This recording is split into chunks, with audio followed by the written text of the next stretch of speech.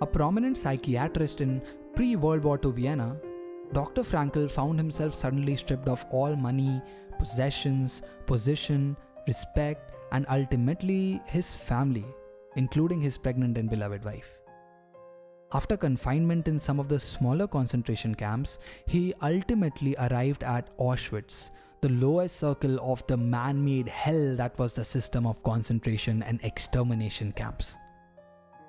So these are the words of a Holocaust survivor that proclaim, suffering is futile and avoiding suffering is futile. It's a part of life and one that is bound to follow you around. Avoiding suffering is like closing your eyes to cross the road. Yes, a car might not hit you either way, but I'd still rather prefer to do it with my eyes open. But if we cannot avoid suffering, what can we do?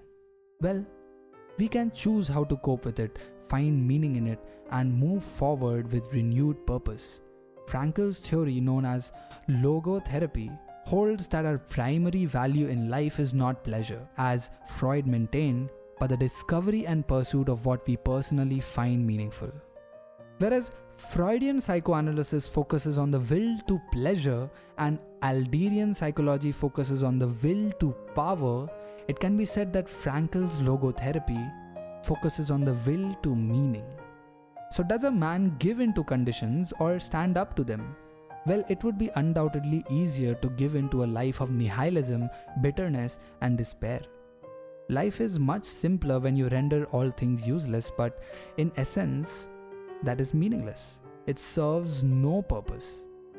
An active life serves the purpose of giving man the opportunity to realize values in creative life, while a passive life of enjoyment affords him the opportunity to obtain fulfillment in experiencing beauty, art, or nature. But there is also a purpose in that life which is almost barren of both creation and enjoyment, and which admits of but one possibility of high moral behavior, namely in man's attitude to his existence, an existence restricted by external forces.